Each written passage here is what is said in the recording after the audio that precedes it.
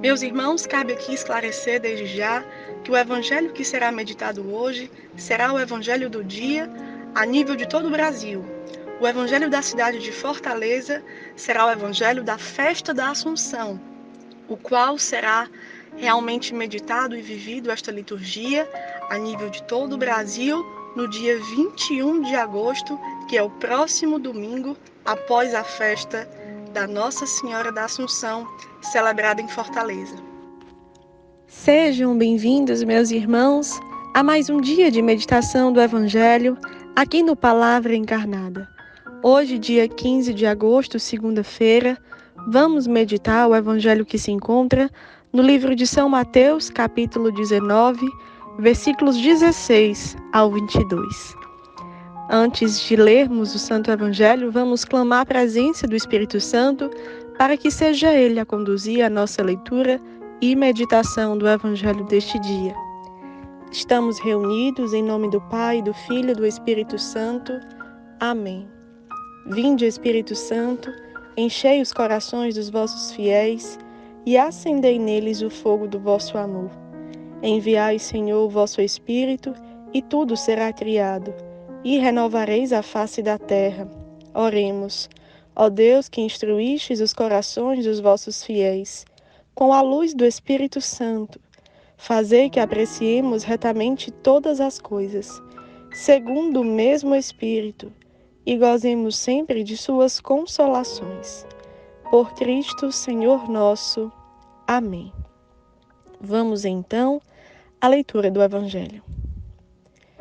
Naquele tempo, alguém aproximou-se de Jesus e disse: Mestre, que devo fazer de bom para possuir a vida eterna? Jesus respondeu: Por que me perguntas sobre o que é bom? Um só é o bom. Se queres entrar na vida, observa os mandamentos. O homem perguntou: Quais mandamentos? Jesus respondeu: Não matarás, não cometerás adultério, não roubarás, não levantarás falso testemunho, honra teu pai e tua mãe, e ama o teu próximo como a ti mesmo. O jovem disse a Jesus: Tenho observado todas essas coisas, que ainda me falta? Jesus respondeu: Se queres ser perfeito, vai, vende tudo o que tem, dá o dinheiro aos pobres e terás um tesouro no céu. Depois, vem e segue-me. Quando ouviu isso, o jovem foi embora, cheio de tristeza, porque era muito rico. Meus irmãos, hoje nesse Evangelho, nós queremos destacar de uma forma muito especial sobre a importância de ouvir o chamado que o Senhor faz para as nossas vidas. A partir desse Evangelho do jovem rico, nós podemos nos colocar dentro deste cenário e contemplar como o Senhor foi se aproximando do nosso coração para revelar a vocação que Ele deseja, que nós tomemos posse e correspondamos com generosidade tal chamado. Ora, isso se dá porque nesse Evangelho nós vemos a figura de um jovem que observava os mandamentos, que seguia os mandamentos, que se aproximou de Jesus já com essa reta intenção de quem observa os mandamentos, de quem cuida e zela aquilo que é a palavra do Senhor, mas que não conseguiu dar um salto de desprendimento de si mesmo para acolher aquilo que era a vocação que Jesus tinha para ele. É interessante perceber isso logo no início, quando ele se aproxima do Senhor chamando de mestre, como aquele que observava os passos de Jesus, que já ali olhando quem era Jesus, se endireitava, se colocava numa comunhão sedenta da vida dele e na sua vida. E o próprio Jesus, olhando com essa ternura, olhando com esse olhar como quem fitava aquele homem, pergunta por que ele assim o chama de bom. Por que perguntas sobre o que é bom? Como se tivesse ali mesmo já querendo atrair o coração desse jovem ainda mais para que ele avançasse em águas mais profundas. Quando foi que Jesus assim entrou na nossa vida e se aproximava também do nosso coração nesse desejo de revelar o que era o bom, quem era o bom? A partir de um chamamento irrevogável, a partir de uma revelação que ele pode fazer apenas ao seu coração, ao meu coração. Será que já vivemos esse momento com o Senhor? E não sabemos aqui colocar em palavras e não sabemos trazer à memória se esse momento já aconteceu?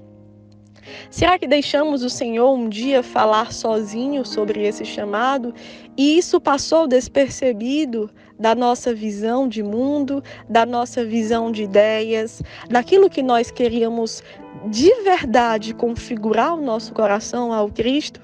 Testemunhando que de fato só Ele é o bom e por isso nós assim desejaríamos segui-lo com essa novidade, correspondendo à vocação que Ele sonhou para nós. Ora, que Jesus ele realmente inquieta esse coração e nós podemos também adentrando nessa meditação, percebendo agora como esse jovem corresponde ao que Deus revela, ao que Jesus ali revela para ele. Esse jovem coloca para Jesus que observava os mandamentos, que guardava os mandamentos, mas ele tinha sede demais. Isso é a vocação nas nossas vidas. A vocação tem a graça de, a partir de uma identificação com Cristo, a partir de uma observância sincera daquilo que são os mandamentos e a palavra do Senhor, nós não conseguimos parar só ali. Nós temos um desejo de mais. Esse mais pode ser de forma distinta e variada a partir de cada vida. Mas nós começamos a assumir que temos um desejo de mais. Por exemplo, os nossos irmãos das casas de acolhimento. Quando você um dia entrou numa casa de acolhimento, você não imaginava que estava adentrando na vocação que o Senhor desejou para a sua vida. E quando você vai perseverando nesta graça, nessa casa, nos caminhos de Deus, você vai se indagando sobre o que o Senhor deseja para a minha vida, qual é a vocação que o Senhor tem para a minha vida. E por isso que já não lhe basta mais estar na sobriedade, você deseja estar na santidade, e a santidade lhe dá esta sobriedade. É a santidade e a resposta ao discernimento vocacional que Deus assim tem para você, que lhe arde o coração de perseverar na graça e se submeter em submissão, em obediência, em espera das demoras do Senhor, para entender a vocação que o Senhor deseja para você. No caso dos nossos irmãos que vivem o caminho da vida consagrada dentro da comunidade, quantos percursos o Senhor já levou o seu coração para essa decisão? Quantos projetos você já ofertou? Quantas pessoas, quantos sonhos você colocou ali aos pés de Jesus para adentrar neste caminho vocacional? E como Deus é louvado por isso todas as vezes que atualizamos esta graça. E naquilo que o Evangelho nos ensina, precisamos assumir o compromisso de não terminar a nossa vida como terminou a deste jovem rico. Cheio de tristeza porque tinha muitos bens, porque era muito rico, porque estava ainda muito cheio de si, preso em si mesmo, para responder às alturas da vocação que o Senhor reserva para nossas vidas. E é interessante perceber como Jesus responde para esse jovem, como ele pode corresponder ao chamamento vocacional. Vender tudo, que significa aqui o desprendimento de si, da identidade que você achava que tinha, da vida que você projetava para ter. E a partir desse desprendimento, Jesus aqui também ressalta a mensagem de salvação e condenação que existe ali em Mateus 25:40. Todas as vezes que fizestes isso a um dos meus irmãos mais pequeninos, foi a mim que o fizestes. E todas as vezes que não fizestes isso a um deles, foi a mim que não o fizestes. Ou seja, em toda a vocação da igreja, para seguir realmente como o Cristo, é preciso ter o olhar predileto para os pobres, porque isso não é só de um carisma, isso sai do coração da igreja.